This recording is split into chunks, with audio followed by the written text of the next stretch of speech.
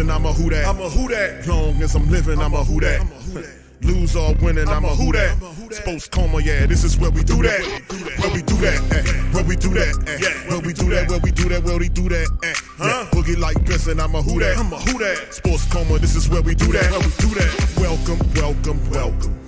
Somebody please better help. Running this thing like Elf. I thank God every day I'm not a felt.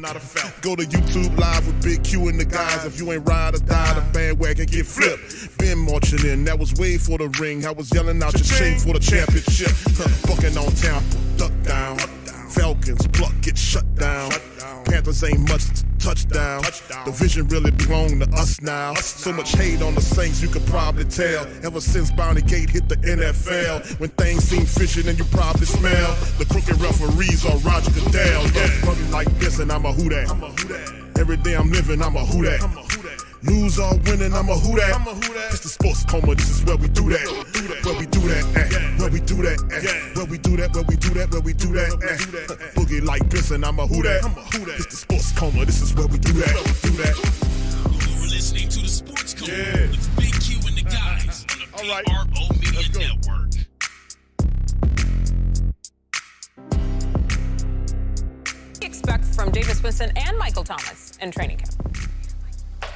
Let's start with Jameis Winston because nothing more important to the New Orleans Saints and new coach Dennis Allen than the health of their starting quarterback, and it really seems to be all positive for Winston. Remember, he took part in some of the OTAs and some of the mini camp. Didn't seem really limited at all, and that is the expectation that in the pocket, he should look like Jameis Winston of old. Now, maybe early on, bootlegs might look a little different, maybe a little slower than we're used to as he kind of settles in, but the expectation is that full health is coming, and it's all positive for Jameis Winston. Meanwhile, for Michael Thomas, man, the Saints missed him badly last year, did not play at all due to several issues regarding that bad ankle. This also is heading in a positive direction. Didn't participate in minicamp, but was in the building, is on the same page with Coach Dennis Allen, which is extremely, extremely important. And there's some optimism that he'll be cleared at some point early in camp and begin to look like the Michael Thomas of old.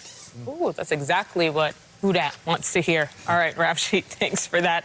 Guys, as we look ahead at training camp and we look at the Saints roster. It's called the Who Dat Nation, baby. Get it right. We got Jameis coming back. We got Michael Thomas coming back. We got Chris Olave from the draft. We've got Jarvis Landry, who's there. Don't forget Alvin Kamara, Mark Ingram. Defensively, Honey Badger is there. Jamario Davis. We're also talking Cam Jordan. Is this a joke? Do you think they have the most complete roster in the NFC South right now? I think they have one. I think the Bucs has got to be in the conversation as well. Man, cut it out, boy.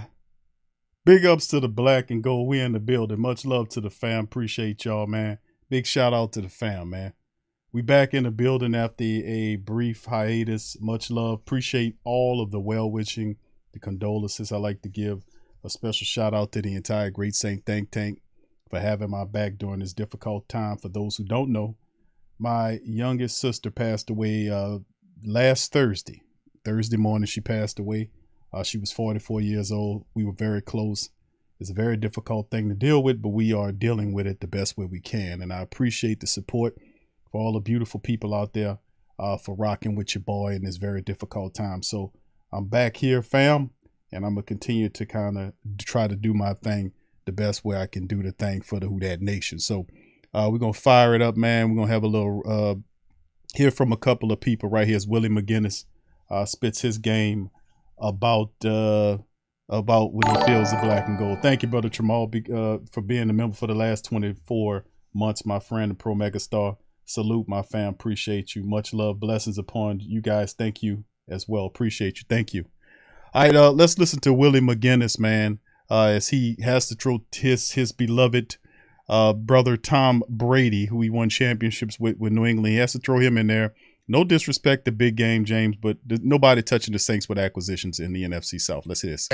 In the NFC South right now. I think they have one. I think the Bucs has got to be in the conversation as well. And Carolina did a little bit, to get better in the offseason. But I will say this. This team, we saw what it looked like without a quarterback last year. They struggled. And we saw what it looked like without talent at the receiver, or depth at the receiver position. I won't say talent, depth at the receiver position, because it was the Alvin Kamara show last year. They've tooled up. They understood where their deficiencies was, what they needed. They went and got some receivers, take the top off. Michael Thomas could be healthy. Kamara will be there. Jameis Winston, he came in, he followed the script of Pete Carmichael, the offensive coordinator. He is familiar, he is comfortable, he knows what he needs to do. He took care of the ball. The number one thing he needed to do in that system is don't force things, because you have weapons around you. Take care of the football. With a top 10 defense, I don't see why they shouldn't be one of the top teams in the NFC. Woo. They certainly are one of the top teams. And I don't know if you're a gamer or video gamer or whatever. I'm a gamer. And so when you're a gamer, like you can grab the most talented team, but whoever's on the stick may play with them differently. So I'm looking at Pete Carmichael, because Sean Payton is a top 5 play caller, dead or alive. And so now you're talking about Pete Carmichael stepping in. Does he have the answers to the test? Can he make the adjustments? Does he game plan differently? Does he know how to utilize all of the pieces of the puzzle to get it going? To me, that's the biggest challenge for the New Orleans Saints, is how does Pete Carmichael help this offense go from good to great with Jameis Winston? It is all on the play caller. Now, listen, that is very fair.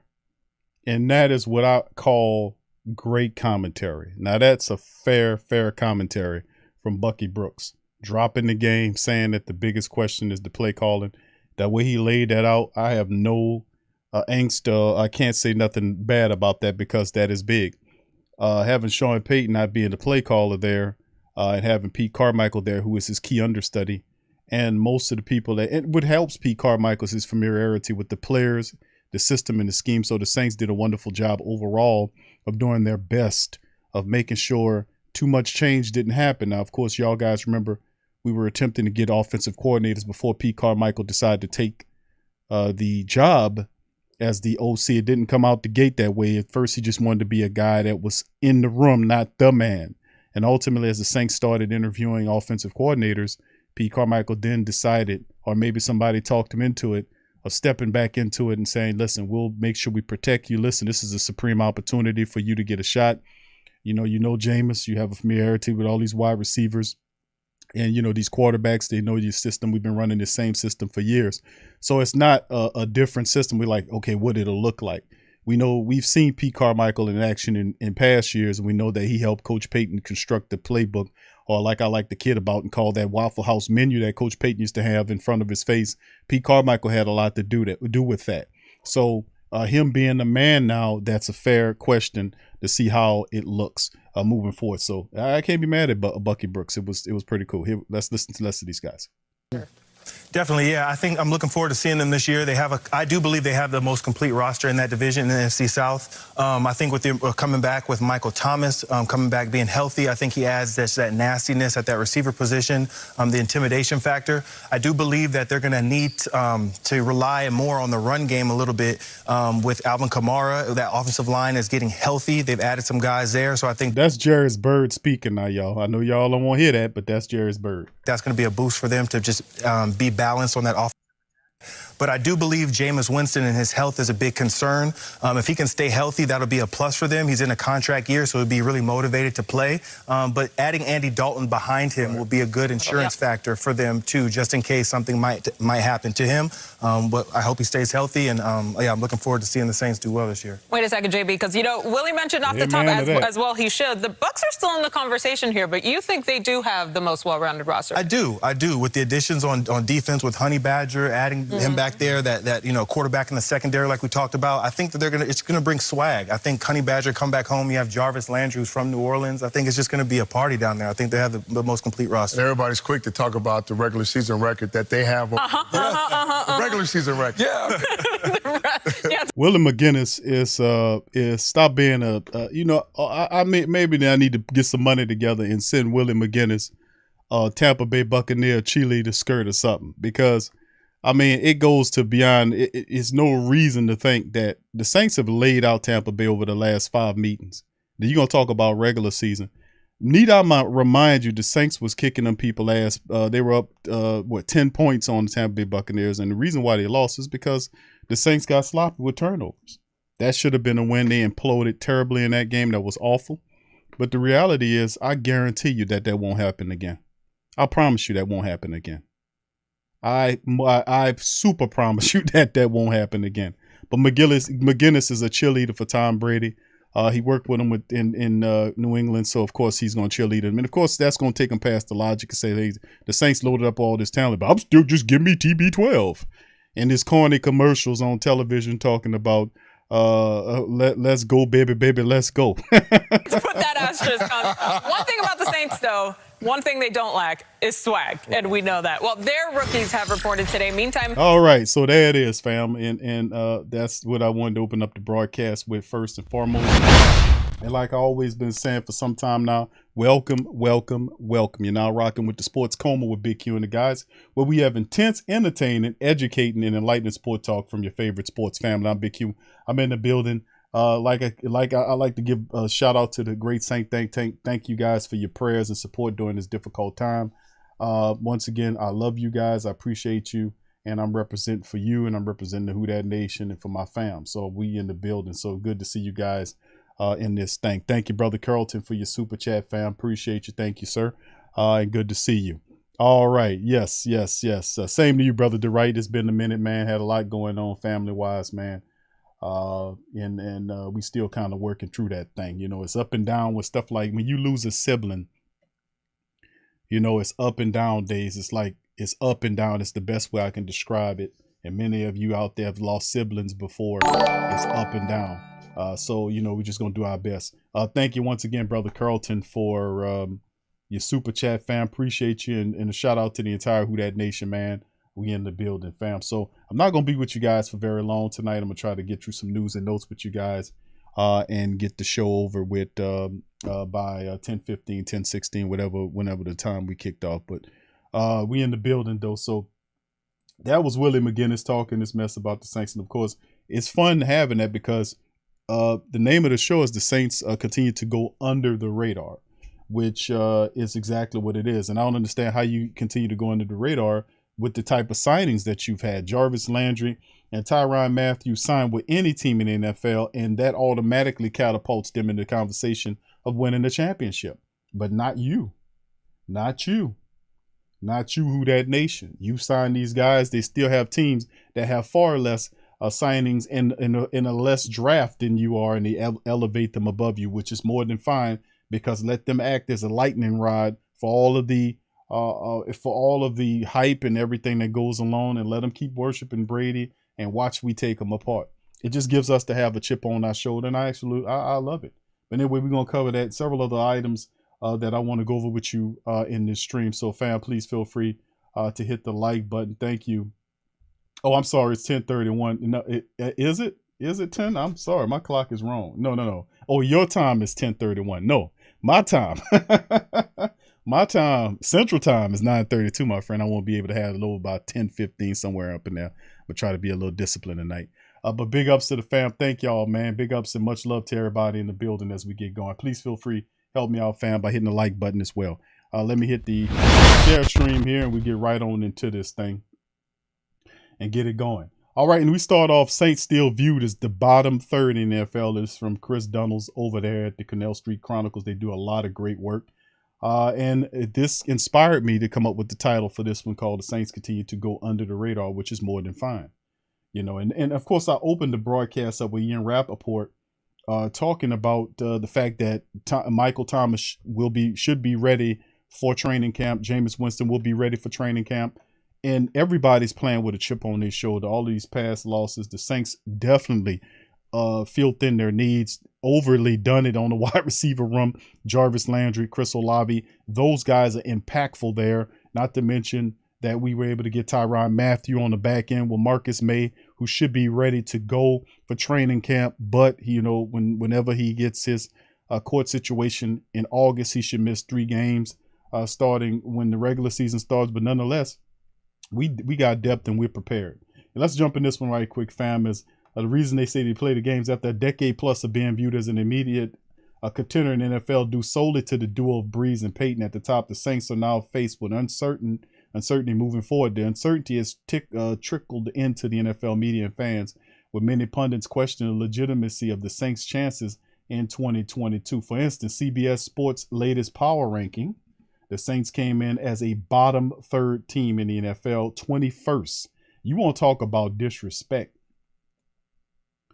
you know? But anyway, the New Orleans head, and this is what they had to say. New Orleans coach Dennis Allen has some big names at his disposal. The questions are mostly regarding their availability. Consider Jameis Winston, Alvin Kamara, Michael Thomas, the big three at QB, running back, and wide receiver. Winston's coming off an injury. Kamara is due for a suspension, and Thomas has barely played in 2 years. He's been hurt. Rookie Chris Olave and Trevor Penning may offset the uncertainties out wide and up front where Tyrann Armstead departed. But even then, Winston proven to be a rather mercurial arm. Really? The D, even with notable losses like Jenkins and Williams, still has trusty regulars in Cam and Demario. But how much do Tyrann Mathieu and Marcus Maye have left in the tank? Really? These guys are still in the prime. Marcus Maye's not that old, by the way. Tyrann Mathieu, don't matter how old Tyrann Mathieu is, he's still effective. You know, and he will come into the game. It's like they're thinking he's walking around with a white beard and he's ready for the scrap heap.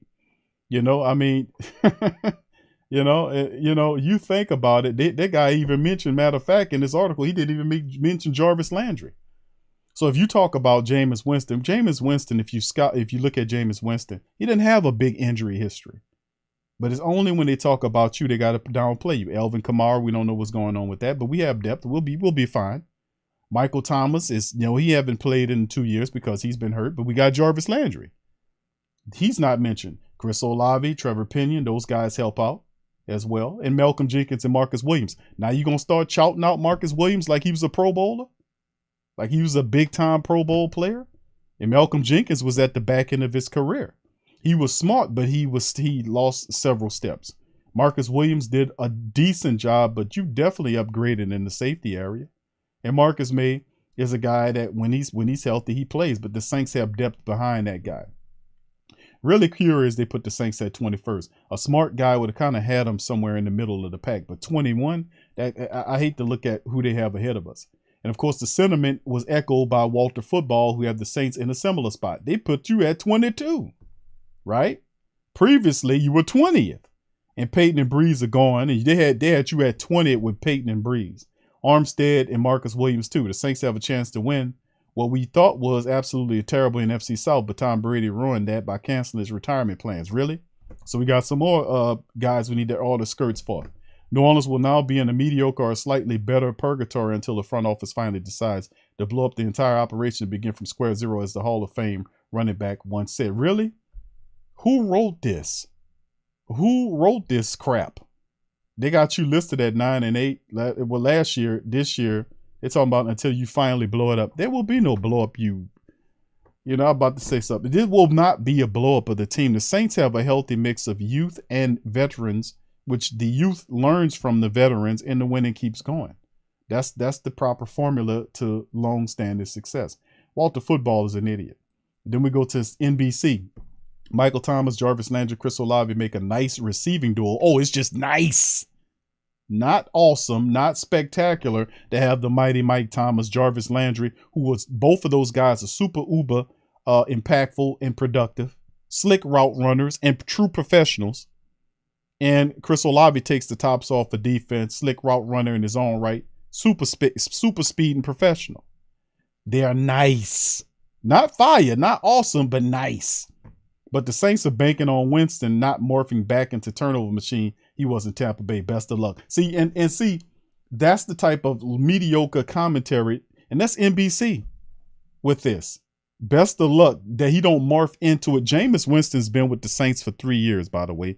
Last year, he had 14 touchdowns versus 3 interceptions, and most of his statistics were career best. This son of a bitch went all the way back to Tampa Bay and said, hopefully he don't morph into a number one, that's not the same system and scheme that he's operating under. And then I have to go through all of this. But why? They're idiots.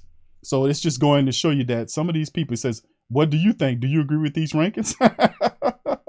Boy, you better make sure you put the block on the curse words on that comment. I tell you what, it's absolutely ridiculous. But see, even if you can add Jarvis Landry, Tyrann Mathieu, and all these players to already really good offense, you draft really well, then you're still 21st. This is what we get used to. Totally stupid. All right, let's move on and get some more commentary. Coach Payton predicts return to coaching and 2023 destinations for longtime Saints coach. We talked about this when this happened, man. We talked about projecting the market for Payton services from Cody Benjamin. Remember that guy? You know, we talked about him. Remember? That's Poindexter, y'all. Y'all remember Poindexter? He's back. It didn't take long for Coach Payton to rekindle interest in coaching almost 6 months after indefinitely stepping away from the Saints. Longtime head coach told USA Today this week he thinks he will, in fact, return to the NFL. That's nothing new. It's just a matter of when and where. The when will be next year. The where would probably be several teams that he's locked into. Even went so far as to note there are usually about 6 openings each year. Sign he'll be monitoring whatever vacancies arrives in 2023. Even teams that have coaches going to be in the ticket to try to get Coach Payton. Remember, this is all great for you, by the way, because you'll get those picks back. All right, this is the Sean Payton card we got to keep talking about. It's possible that the former Super Bowl champion coach will ultimately resume his place atop the Saints staff, especially considering his contract with the Saints runs through 2024. Don't you think about it. But they would have complications. The team's offseason hired defensive coordinator Dennis Allen. It won't work. Saints already are penciled in on Dennis Allen. Coach Payton, he stepped away from his job. He gave up his job. He got to go somewhere else. And Payton himself all but bade the franchise farewell, or baited the franchise farewell in a lengthy send-off press conference before taking a job with Fox in 2022. All signs point to Payton starting fresh. When he patrols the sidelines again will be next year. That will require his new team compensate the Saints via trade. But his resume should help New Orleans draw attractive offers. With that in mind, here are 6 of the most logical destinations Coach Payton. In the event he returns in 2023, he will. Note the Miami Herald recent report that the Chargers and Dolphins would likely interest in Payton should they have openings, which they will. But we don't foresee either Staley or Mike McDaniel being replaced after just, or you are out of your mind. You're absolutely. You ever heard of a coach named Jim Wilkes? Jim Wilkes was a respected defensive coach. Got that job over there with the Arizona Cardinals. They fired Jim Wilkes' ass after 1 year. You talking about they won't put Mike McDaniel and Brandon Staley in the street? Are you kidding me? All right. Anyway, Seahawks, and they talk about Pete Carroll and all this. I don't see the Seahawks as a prime destination for Coach Payton. The Raiders, I don't see that happening either. Even though they have who they got going on over there. Buccaneers, that would be fun and interesting if he took his ass to Tampa Bay country. I don't think he ends in the division, to be honest with you, in the NFC South. I don't think he ends up in the NFC South. The Jets, they still have their coach, Robert Saleh, there. I don't think that's a team. He looking to have a team that's just on the cusp or something. And these teams don't fit the billing. All right. The Raiders are intriguing. Seahawks, I say no. Buccaneers, I say no. The Jets, I say no. They're just too much of a dumpster fire. The Bears, I say no. But the Cowboys is the team that a lot of people thinking about along with the Dolphins. But the Cowboys, there's one, this one's been rumored, reported, and speculated for years, and for good reason. Jerry Jones likes Payton almost as much as he likes teasing current coach Mike McCarthy's apparent lack of job security. McCarthy could actually be on the hot seat if he can't guide a top 10 quarterback and offense past the wild card round in his 3rd year at the helm. And Payton has all the right connections. He got his family in Texas. He alluded to America's team and the Saints faring well, and the Cowboys are built to win now. And Dallas launched his own head coaching career, serving as his home from 2003 to 2005. Yeah, he came from there. We got him from there. It's a likely destination for him. Am I mad about him going to the Cowboys? Hell no. We're going to break you to get him, though. You're going to give us all your draft capital. That's what I'm saying. He goes to Miami or Dallas. I'm not mad at that at all. The man done served his time, family. It's all good. But we're going to take everything you got. We're going to take several years of first-round draft picks, second-round picks. We're going to fleece you to have them. We're going to fleece you to have them. So, I mean, you can have them, and we'll send them to Dallas, man. That's fine. That's where he wants to go anywhere. We've been saying that. All right, let's move on, fam. Next article, and this is good news right here. Is Alontae Taylor signs his contract right now, and that's good. Remember, we covered this before, fam. When we talked about this when the draft class, it was almost a foregone conclusion that the entire Saints draft class was signed, and I kept saying, fam, this guy ain't signed. We kind of forgot about it. We definitely forgot about Alontae Taylor. it hadn't signed his contract yet. And I'm like, what the hell going on? But anyway, let's get off into it, fam. As they said, the last of the 2022 Saints class has signed. Defensive back Alontae Taylor is now officially in the fold, announcing his signing with the team Tuesday by posting a picture of himself signing a deal under the Bible verse. Now, Taylor, whom the Saints selected with the 49th overall pick, participated in every phase of the team's NFL offseason while unsigned. Rookies reported for training camp Tuesday, and the veterans will join them on July the 27th. So Taylor recorded 4 interceptions and 15 passes defense in 4 seasons with the University of Tennessee. So it's good to have Alontae Taylor, who wears Malcolm Jenkins' old number, into the fold, signed as a rookie. So how about that? So the whole class is signed. Alontae's in the building. He got his contract now, and now we can move forward with the draft class. So that was good news to hear. Alontae finally got it going. Moving on. Next article, USFL Offensive Player of the Year, Darius Victor, to work out with the Saints. We were talking about a running back, and how about this one? Now, many of you guys probably remember Darius Victor from several years ago. I remember we had shows when we was covering Darius Victor. I referred to him as a bowling ball. The Saints had him here, and he was doing this thing. He looked pretty good, was a violent runner. I said, this guy here is something else. He catches the ball out the backfield. He was a little bowling ball, difficult, but the Saints put him in the street. But guess what? This guy went off to the USFL. He won the Offensive Player of the Year. And now the Saints are working him out. So the Saints bringing him back. And this is from Sigler over at the Saints Wire, dropping the scoop. He said, hey, this is interesting. The Saints expect to work out free agent running back Darius Victor ahead of training camp. And this is reported by Mike Triplett and also confirmed by Nick Underhill, that Victor posted a dominant performance with the New Jersey Generals. He ran for 577 yards through 10 games, and he scored 9 touchdowns, which led to Spring League and won him recognition as the USFL's inaugural Offensive Player of the Year. And he finally got some familiarity with New Orleans. Victor joined the Saints in training camp back in 2017. He ranked behind Mark Ingram, Alvin Kamara, and Adrian Peterson on the depth chart. Y'all remember that? And his position coach at the time was Joel Thomas, who interviewed for the head coaching job with his alma mater, the Idaho Vandals, this offseason, and still on the Saints coaching staff. And Joel, shout out to Joel, man. He's a terrific running backs coach, man. Excellent coach. It makes sense that there will be some mutual interest here. Now, the running back is a priority for the Saints. Whether Alvin Kamara receives an NFL suspension or not, he can miss 6 games stemming from an arrest at Las Vegas earlier this year. Ingram missed some time with the injury after returning to New Orleans in the midseason trade last year, as he did back up Tony Jones Jr. special teams ace Dwayne Washington. Hasn't gotten many looks on offense, while undrafted rookie Abram Smith has some promise. He's got an uphill battle ahead of him to make the roster. Adding a player like Victor does make sense. We'll just have to see if the mutual interest materializes into a contract offered to Victor's liking. Now, you don't expect Darius Victor to want a boatload of money to sign with the Saints, and he seems like a move the Saints would make because he would be a very inexpensive contract, and the Saints have a familiarity with them and family. It's like, man, Q, what's going on here? Why didn't we get these previous Sony Michel and the rest of these guys? Why not? Saints don't want to spend a lot of money on a temporary back, so to speak, that they know that whenever the suspension happens, that Kamara will be here. So whoever they want to get, it wants to be somebody that's inexpensive, that has a familiarity with what they're doing and can come in and help out. So, I mean, but it just goes to show you the Saints are not in a hurry to get a back. Like, you've seen who they brought in. They just, okay, we could have signed that guy. It would have been that expensive to get some of these running backs, but bringing Darius Victor in for a lick is very interesting, man, to be honest with you, Saints. So the bowling ball is back, baby. This and that's the thing, man. We got to watch out. So we kept talking about we need another running back for Kamara's situation. And just to put it on out there about the Kamara situation, it's a lot of speculation about the situation. Let me just say this, and I keep saying the same thing.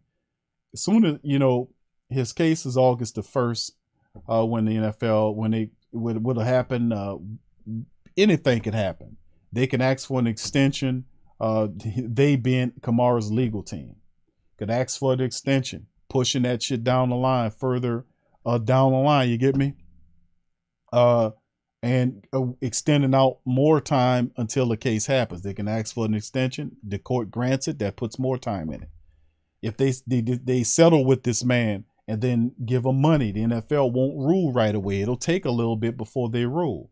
And then when they rule, if the ruling is not what he thinks it should be, he being Kamara, could appeal the rule, which will then push it even further down. So none of this, as it stands right now, and thank you, Brother Eric Howard, for being a pro star for the last 4 months. None of this, man, none of this stuff right now, we could say is for certain that when the regular season starts, Kamara gonna miss 6 games with the suspension from week 1 to week 6 and be back by week 7. No. The legal things are finicky situations because there's an appeal process. You can ask for, and all these other things that I just said. So the only thing we can do, family, is just be patient and wait and see what happens there, because there's so many things that can happen that can span out that time down the line. So I'll be just caution people to be patient about this whole Alvin Kamara thing, man, to be honest with you. And the best thing the Saints could do is to get somebody in place when it hits. You see what I'm saying? When it hits, then they'll have a guy there ready to kind of take up the slack. And listen, like I said, that's the bad side of it. The good side is this happened before the Pro Bowl in February. The Saints had all that time from February on down to now to do something about that running back position. And the only thing they did up to par was 2 things. They brought in Devontae Zigbo, who they're familiar with. Seen him 3 times, brought him here. It's his 3rd time back in the black and gold building. The other thing was they signed undrafted free agent running back, Abram Smith from Baylor, to come on the team as well. North-South running power back that Dennis Allen likes. So they did that. Now they're looking at Darius Victor. Now they did look at David Johnson. They did look at Sony Michel. Michel went to Miami. Johnson, that's a whole nother thing. They didn't want to pay that much. But the Saints had enough time, more than enough time, to brace themselves for whatever happens with Alvin Kamara. Y'all get what I'm saying here? So just have some patience on that, fam. That's the best thing I can say about that, man. People asking me about it, and I'm like, fam, there's no way. It's too many things to factor in the legalities of what's going on with Alvin Kamara's situation. Too many. He can, like I said, he can ask for an extension. The court can grant it. That's even more time. That's another month or so worth of time that you would have to wait. He can settle with the guy, and then the NFL would take its time. And then after they give him his punishment, he can appeal and then keep playing while they work out the appeal. So it's too much, man. So it don't make any sense to keep bantering back and forth. The Saints just do what you do and make sure you have a guy in place that can protect your interests. All right, let's move on to the next article, fam. And this is from the Bleacher Report. Tyler's Conway's talking about Madden, family. You know, that's coming out. 23 player ratings, Derrick Henry. And this has some of the Saints, some of the interesting NFL Madden player rankings with the running backs. And they've got Derrick Henry and Nick Chubb headline in the top 10 running backs. Let's get into it. Now, they're saying Henry may have missed 9 games last season, but he's still the NFL's best running back, at least when it comes to Madden. Titan Star was given 97 lunch day rating by EA Sports, putting them 1 spot ahead of Nick Chubb and Christian McCaffrey. You see? Interesting, isn't it? So what they're saying is Derrick Henry may have missed them time, but he's still considered one of the top. So the top running backs that he got there, Derrick Henry with 97, Nick Chubb with 96, Christian McCaffrey, my goodness, 96, and then they got Alvin Kamara at 90. That's totally disrespectful. Let me just go through the rest of it. Christian McCaffrey's a 96. Jonathan Taylor for 1 year with the Colts, 1 year doing something, he's a 95. Devin Cook, who is a good running back but is hurt all the time, is a 94. Joe Mixon is a guy that dealt with a lot of injuries. He's a 93, and Kamara sitting up there at 90. Aaron Jones is 89. Austin Eckler's 88, and Zeke Elliott is 88. Now, to me, when I look at this list, only thing I like to say about this list is that this is, of course, it's a video game, and that's what they think about it. But video game rankings, whatever, man. You can go in there and change that shit. You don't like how they rank, you can go in there and fix it how you're supposed to. And I know a lot of people going to do that. Alvin Kamara, according to a virtual game, is definitely better than these other games. And, of course, how you justify having Christian McCaffrey 90, he has 6 points better than Alvin Kamara when that guy can't stay healthy at all. So, I mean, it's just more fanciful rhetoric from these people. And like I said, it's people look at it and it kind of, whatever, man. It's no video game you should have out there should have Alvin Kamara at a 90 nothing. And Christian McCaffrey sitting up there 96. Yeah, get your ass out of here. And then, of course, we go to Madden NFL 23 player ratings. They got Tyrann Mathieu among the top ones. So Tyrann Mathieu felt unwanted by the Chiefs and hung out on the free agent market until May before landing with the Saints. That said, he's still the NFL's best safety, at least according to Madden.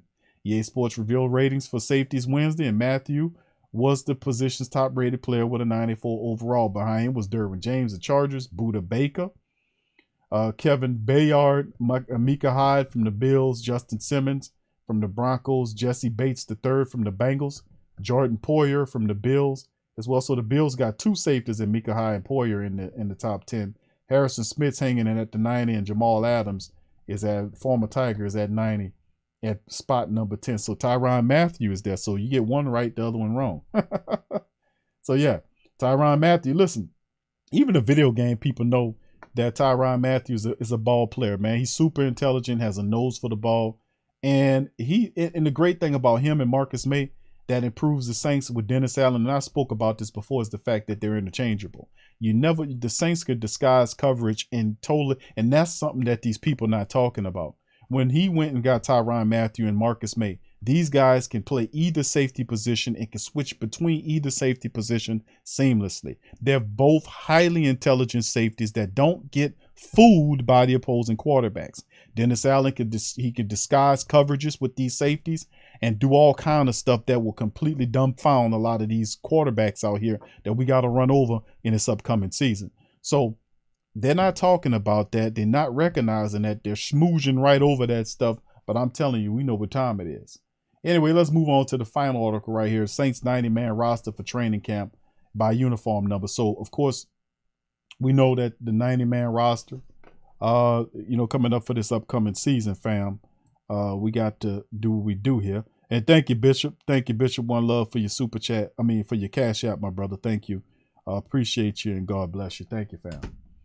All right, Saints 90-man roster for training camp by uniform number. Just to get the family members familiar as we approach training camp, we wanted to provide another update on what the Saints official 90-man roster looks like. There have been a few additions over the offseason. Veteran players reporting to camp in about a week. It's good to get reacquainted with everyone. So not just the names, but also the numbers. So when we start watching these guys in training camp, by the way, I'll be in training camp on what Mondays? It'll be I think it's the 30th, which is a Saturday. I'll be at the camp July 30th and also again in August the 6th. So just to let some of the family members know.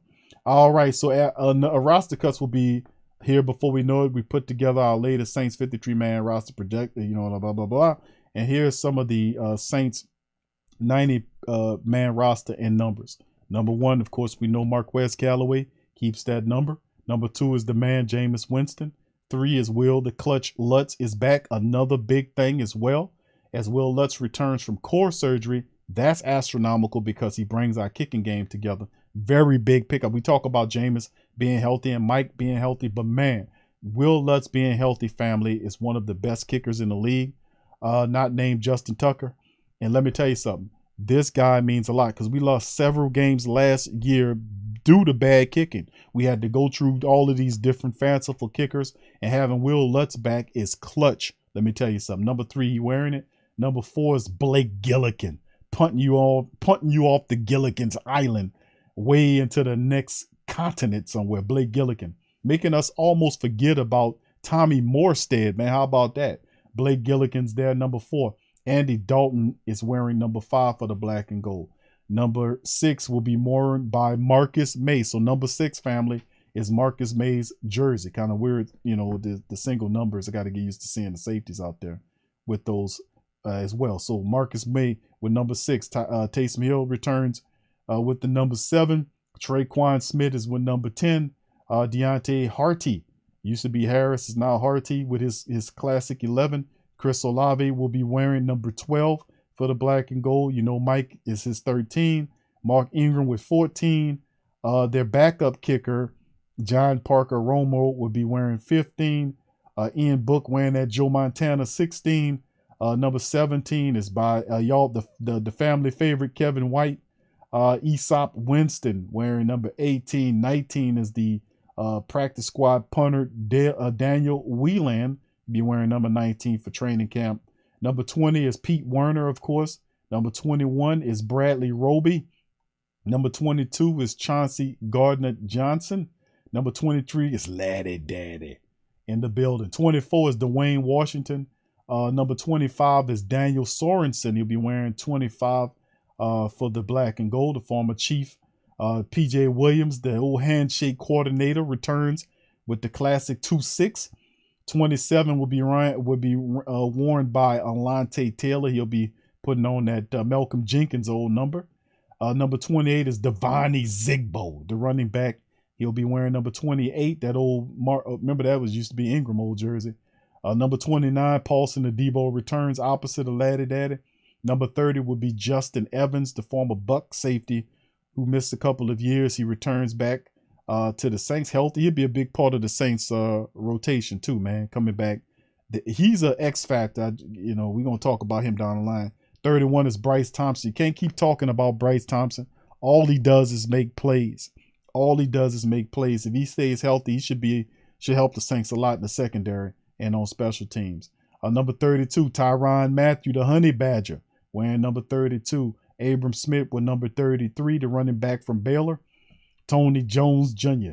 with his 34. Number 35 is the practice squad DB Vincent Gray. And then, of course, you go down another practice squad player in Jordan Miller with 36. Another practice squad defensive back Dalen Maben with 37. Smoke Monday will be wearing the number 38 jersey for the black and gold. We'll love to see what Smoke is going to do in training camp. Size, attitude, he's intriguing. Number 39 is DeMarcus Fields, another practice squad cornerback, AK-41.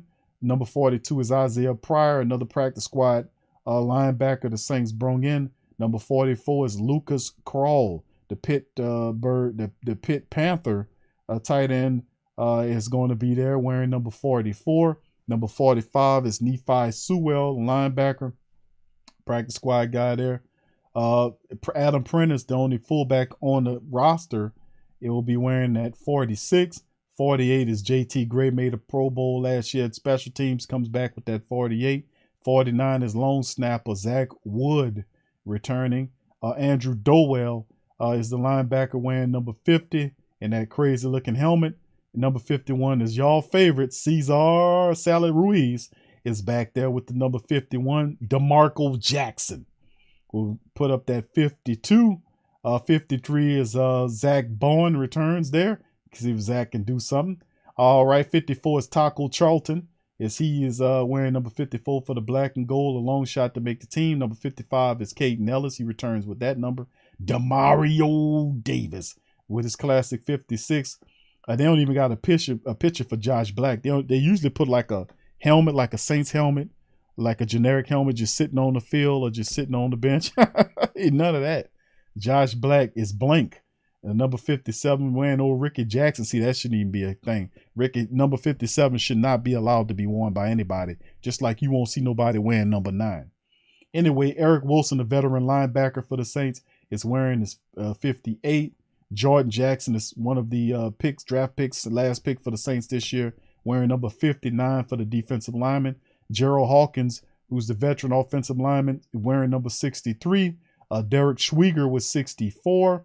Kaliku Washington, the big offensive tackle there, will be wearing number 65. Lewis Kidd wearing number 66. Another practice squad offensive lineman, Landon Young, one of our previous draft picks from a year ago, is 67 there. Josh Andrew, the former Atlanta Hawk, wearing number 68, the offensive lineman guard. You see Kentavious Street, which was an interesting signing by the black and gold. He'll be wearing number 69 for the black and gold. Kentavious Street, that's the guy that put Drew Brees, smashed him like a old peanut butter and jelly sandwich. Number 70 is Trevor Penning. 71 is Ryan Ramczyk. Ethan Greenwich is 73. 74 is James Hurst. Andrews Pete, is 75. Kelvin Throckmorton is 76. Big Forrest Lamp is 77. McCoy, he's 78. Sage Doxator is 79. That's the practice squad offensive lineman there. Jarvis Landry with the classic 80, number 80 jersey. Nick Vanette wearing number 81. Troutman back with 82. Jawan with 83. DeJane Dixon is the wearing number 84. It's always interesting to see that 84. That's that old Eric Martin jersey. And always interesting to see a Saint wide receiver wear that 84. I don't know why it is to me, but it's a classic number to me in the Saints unit. Like to see that 84. Hopefully he can do good with it. 85 is Kirk Merritt, the speedster there, wearing that. 86 is Kahale Waring, the the tackle, big tight end, is there. 87 is Quan Baker, who is wearing that old Joe Horn 87 jersey. Good to see. Let's see if he can kind of channel some Joe Horn there. He's wearing that 87. 88 is J.P. Holtz, the backup tight end. Number 89 will be wide receiver Rashid Shaheed. Good to see what this young brother can do. He had 11, I think it was, special teams touchdowns, man. He's coming off an injury. Hopefully he'll be ready to go. Number 89 is Dylan Solner, who I think is on the PUP list, the backup tight end. Number 90 is Passanio. Tanu Passanio's there. Number 91, Big Jalil Johnson, the offensive lineman, defensive tackle from the Tennessee Texans. The Houston Texans. Big Davenport's wearing number 92. David Onyemata, you know his number. Cam, you know his number. Elbert Huggins is 95. Granderson's 96. Malcolm Roach is 97. 98 is Payton Turner, who says he's 100% healthy and ready to go. And Big Shy Tuttle is number 99 for the black and gold. So that's everybody from start to finish in a 90-man roster. The Saints looking good overall, getting ready for the season. So yeah, pretty good. All right, fam, let's do a quick recap on some of the stories we covered thus far. Saints still viewed as bottom third team in the NFL. We went over this article right here, well done by Chris Dunnels, who just chronologically covers all of the crap that we had to go through and watch and listen to all of these CBS and all these other people ranking the Saints overall at 21, 22, all this foolishness. All good, though. We also covered the article about Coach Payton and his destinations for 2023. Listen, I harbor no animosity whatsoever for Coach Payton. I think Coach Payton, I wish him a world of good. And wherever we go, wherever he goes, we are going to fleece the hell out of him. So I ain't tripping on that. Coach Payton's time is over with. We love you. We appreciate you. And now when we see you again, we're going to stump the hell out of you. So, bottom line, that's how I go. All right, and then this one right here by Luke Johnson of NOLA.com. Alontae Taylor finally signs their rookie contract. The entire Saints draft class is now signed. So good to have that. A lot of people say, he signed his contract. No, he didn't. And I was talking like, y'all know this guy ain't signed, but he participating, and it actually worked this time around. All right, and then of course we covered from Saints Newswire astutely mentioning the fact that the Saints are going to bring Darius Victor. And if that name sounds familiar to you, it should, because Darius Victor is a former Saint player who was here back in 2017. I called him a bowling ball. He was running really well. The Saints had a deep running back room that year. Saints put him on the street. But Dennis Allen is a fan of the throwback. Remember, he brought Devine Zigbo in after 3 times the Saints have him, maybe 3 times the charm. Now they're looking at Darius Victor, who led the USFL in rushing this last year, had 9-something touchdowns, and was also the Offensive Player of the Year in the Spring League. So that's pretty good there. We got to keep an eye on that. And, of course, we cover some Madden stuff. Rankings of Alvin Kamara, as he's ranked number 7 with a 90 ranking on Madden, while guys like Christian McCaffrey, who can't even stay healthy, and Jonathan Taylor, who did it for 1 year. So you got Kamara, who is consistently good over years and years, but he gets a 90 ranking. I mean, whatever, it's their shit. And people are just going to change it anyway. They just going to go right into the rankings and change it what they're supposed to. And then most of these preliminary rankings that they put out, they get so much pushback from the family base and also the player that they end up changing them anyway. That's how they feel around to see if they got it where it is. And then people go, man, you need to go up, and then they go in there and change it. See, that's all this is a feeling around process to see if we are where we supposed to be. They do this shit every year. And then, of course, you look at this one. They got Tyrann Mathieu ranked in the safety zone, Madden, as a top one. I'm not mad at that. Tyrann Mathieu being anywhere you send Tyrann Mathieu of Jarvis Landry, they instantly become a Super Bowl team, but not to the Saints. They'll put you down in 21, 22, and all this fanciful nonsense. And of course, we went over the Saints 90-man roster for training camp so that we all get familiar. No, Roy, no, Rashid Shaheed, no, he didn't get released. He's still there. All right. So anyway, no, he didn't get released. Shaheed's still on the team. He was dealing with an injury, but he all right. All right. So anyway, let's keep it going, man. Yeah. So that's all of the stories right there, fam. And as we get back to the main. So yeah, it's a lot going on in Who Dat world. And like we said, the rookies are reporting. The veterans don't report till next week. And to be honest with you, it's about time for some. It's time to get it going, fam. It's time to get it going. All right, and we got a few minutes, like 5 minutes to go before we end the stream, and I'm gonna read a few comments from the family. So if y'all got any questions, quickly just throw them in the comment section. I'll do my best to kind of answer them, fam. Shout out to your brother JT, brother Scoob. Good to see you, brother Tech Saint. Good to see you, Mocha. Good to see you. Much love to the fam. Good to see y'all, man. Appreciate y'all as well. All right, Tech Saint say Big Q, if Kamara gets suspended the entire season, I wouldn't be upset because he's been stupid and distracted with wanting to be a rapper. And he wants to be a rapper? Really? Why is that all the case? Why all these guys just won't be rappers, man? I mean, can't we have some doctors? Can we have some guys that take their money and go and invest and open up a technical school to help out? Well, we go back to the hood and take a field that's overgrown and then paint on it and build it up. And then if they want to make it, they can make it like I make it by playing football. Some guys do that, and I don't shout down on you for doing that. If you go back to your hood and do that, but kind of elevate the thought process too, because that's been done to death. Start looking at the business sense. Is if you want a hood areas, most of these guys come from impoverished neighborhoods, but if you want to change the impoverishment of the neighborhood, you start with the mindset of the people. So we can be able to invest in the community. If we have some of these guys that go and make all this money, go back there and build a technical college, or find somewhere. There are businesses that you could partner with that'll put technical colleges there. You can get the land for cheap. Most of the stuff is under gentrification anyway. That's the process, is to run it in the ground so that the people move in, buy it for cheap, and then build it up and then slowly raise the area up. So where you can't afford it, and then you have to move to another area, economically speaking. It's just redlining. This is a common economic warfare tactic. You got to understand how things go, man. But anyway, that will change the dynamic. But yeah, I don't understand why all of them won't be rappers, man. And then they're not. I don't get that, man. I don't understand that at all. That has been done to death, man.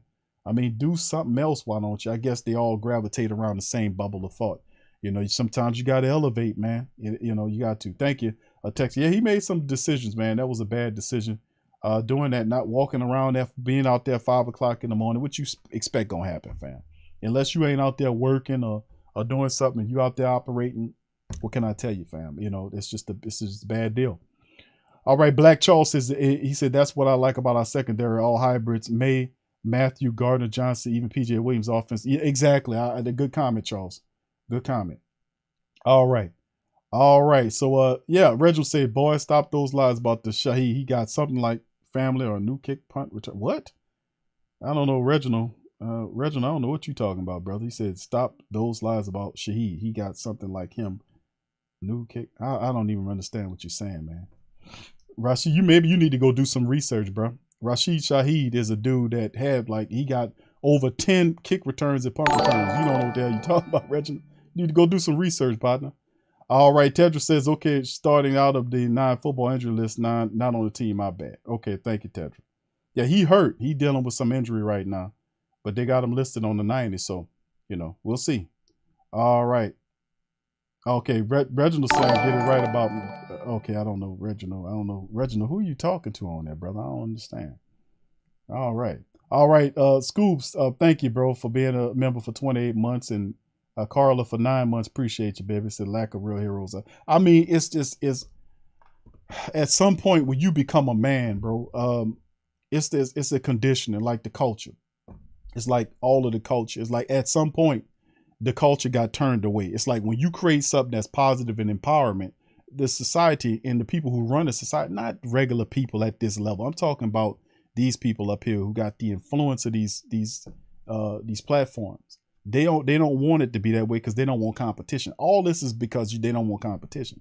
So it breeds a culture of you be a football player, you be a rapper, you be an entertainer, as opposed to you owning a distribution company, as opposed that helps entertainers distribute their music throughout the world. You owning radio stations that move stuff like, you see what I'm saying? That layer of thinking, that being on that row of thinking, not being the worker bee here, but the owner bee. You see the guy at the top that's there. And if you got there, then you would create competition. They don't want competition there. They just won't be a bunch of ravenous dogs that sit up there on top of that and control everything. You can't let that happen.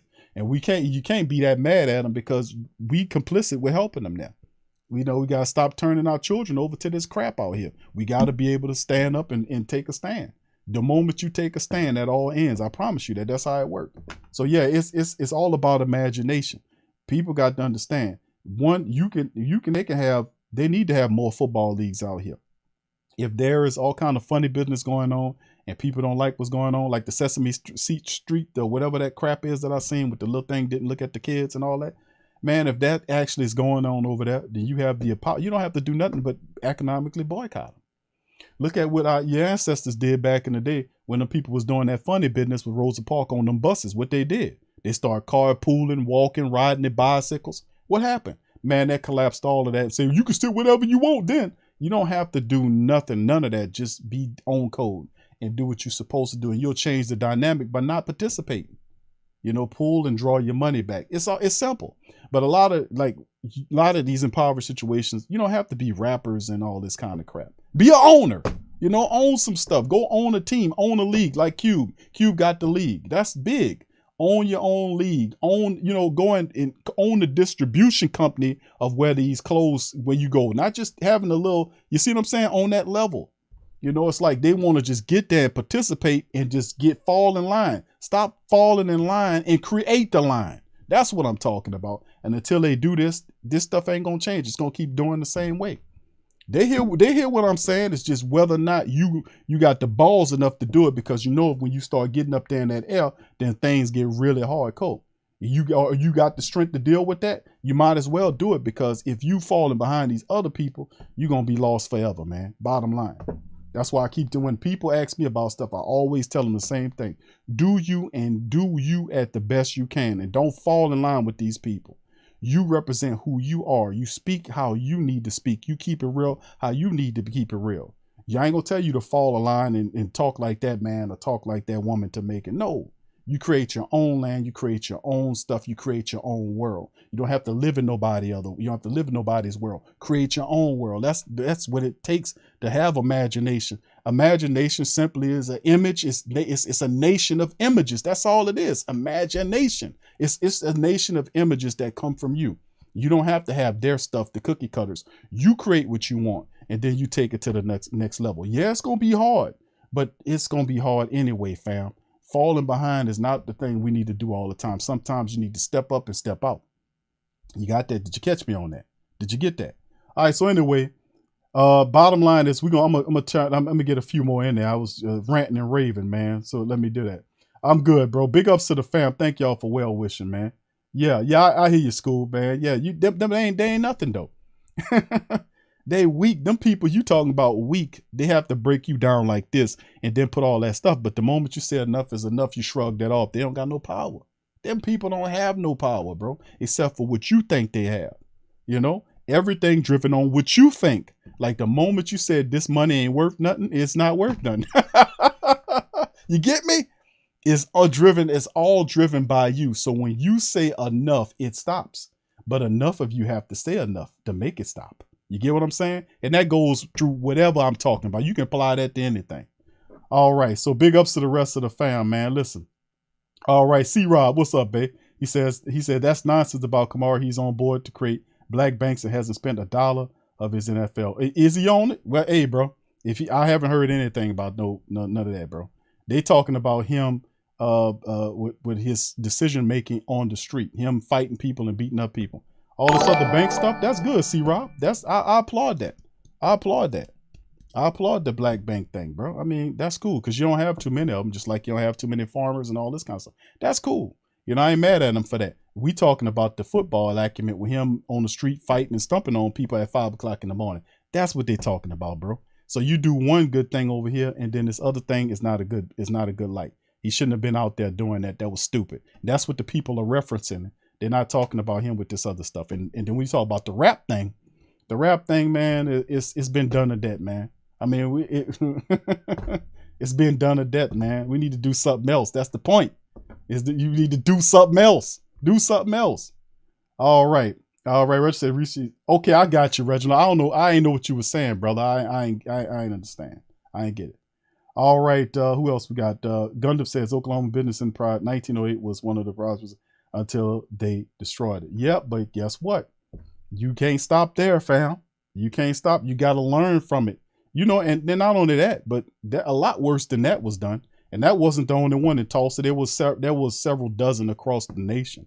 If you do your research, I'm a historian, fam. I do my research. And there were also ones that where they just drowned the whole city. Like they'd kill all the people in there and then just flood the city and then put a lake there and then boat on top of it. Did you hear about that? That was done something too. They got videos out on there, people showing it. I'm just saying, whatever you build, you got to stand and protect it. You get what I'm saying? Did you catch that? You can't build something and then let somebody take it away from you. Whatever you build, you got to be it. Just like you stand and protect your family and you won't let nobody play with you or your kids. That's what I'm talking about. And I'm not just talking about people that look like me. I'm talking about people that think like me. You get what I'm saying? Did you catch that? That's all I'm saying is that regardless of not whatever you are and whatever you have, you can't let people come and take it away from you if it's worth something. You know, that's what I'm talking about. You have to be able to stand for something or fall for anything. And that's the whole thing with a lot of people. You got to find your center and stand on the center and stand for something that you know you believe in, because they're going to come with everything to try to push you off center. But it's all about you, baby. And if you standing righteously, man, God got your back, man. So I wouldn't worry about this weak ass people over here that's doing all this stuff to try to steal from people and take people's stuff and all that, man. Nah, these people don't have no real power, bro. They really don't. It's all about what you think they have, because you drive all of this. The moment you get tired, it stops. I'm giving you the game. I'm telling you the truth. History say the same thing. We've said, oh, you'll never get this, you'll never get that. People got fed enough. It all changed. The thing about it is they're good at spinning things to make it seem like it's something else. But the time is almost up, baby. Did you get that? All right. So anyway, listen, man, I'm going to get up out of here, fam. I appreciate y'all, man. I love y'all. Listen, I appreciate you for doing that and being who you are. And shouts out to the fam and the platform and everybody who've been supporting me, man, through this really difficult time as well. Very difficult time for me. I'm undergoing, like I've been telling the family members, my sister passed away last Thursday, man. It's been hard. That's why haven't been doing shows. But listen, fam, it's difficult. It really is, man. And I'm up and down, fam. It's just, that's the best way I can describe it. It's up and down. So I just want to give you a shout out and to tell the family members out there, if you got loved ones, siblings, friends, whoever, the people that's close to you, I would caution you to see them more, you know, talk to them, go out with them, you know, because really the times are so crazy and things are happening out here that you just, you know, don't take that relationship as granted. Me and my sister were very close, and and it's a part of me that's lost, even though, you know, sometimes I'm good, sometimes I'm not. I'm up and down, like I said, but I would caution the family members who have close people, friends, family members, or people they love. You don't have to agree with everything they do, but if you love somebody, you love somebody, whether, you know, you agree with them or not, or half the time you agree with them, you respect them, you love them. Spend time with them, talk to them, you know, and thank you, Derek. Spend time with them, talk to them, because these are very peculiar times, family. It really are. It's very peculiar times, and appreciate and love the people around you to the best of your ability, because, you know, no person knows when the time comes. She was 44 years old, 44, you know, and nobody knows. She had the world going for her. Everything's going. She just bought a house. So a lot of stuff, man, is kind of, you try to rationalize and make sense, but some of it, it's just not up for you. You know, a lot of it you have to be able to understand and just pray for clarity and peace as well. So that's what I do. So I appreciate all you guys for what you do and how you do and your support, man, as we keep it real, man, and move forward. So I love y'all, man. I appreciate all y'all prayers and all y'all spending your time with me today. And listen, I'm going to clock out on that, but I'll make sure I'll be back tomorrow. What tomorrow is? Thursday? The days is crazy. But I'll make sure I pop back up here tomorrow and talk to you guys tomorrow, because it helps to talk to you. You know, I hope to kind of talk to the family about this. So with that being said, fam, I'm going to chop out on that. Y'all be safe out there, and I'm going to holler at y'all later. Who that to you?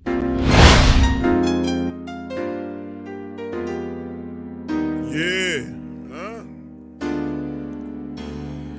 Boogie like Benson, I'm a who that. I'm a who that. Long as I'm living, I'm a who that. Lose or winning, I'm a who that. Sports Coma, yeah, this is where we do that. Where we do that, where we do that, where we do that, where we do that, where we do that, Boogie like Benson, I'm a who that. I'm a who that. Sports Coma, this is where we do that. Where we do that. Welcome, welcome, welcome. Somebody please better help. Running this thing like Elf. I thank God every day I'm not a felt. Go to YouTube Live with Big Q and the guys. If you ain't ride or die, the bandwagon get flipped. Been marching in, that was way for the ring. I was yelling out your shame for the championship. Bucking on town, duck down. Falcons pluck, get shut down. Panthers ain't much touchdown. The vision really belong to us now. So much hate on the Saints, you could probably tell. Ever since Bounty Gate hit the NFL, when things seem fishy, then you probably smell the crooked referees or Roger Goodell. Yeah, running like this, and I'm a who that. Every day I'm living, I'm a who that. Lose or winning, I'm a who that. It's the Sports Coma, this is where we do that. Where we do that, where we do that, where we do that, where we do that, where we do that, Boogie like Benson, I'm a who that. It's the Sports Coma, this is where we do that. You're listening to the Sports Coma with Big Q and the guys on the PRO Media Network.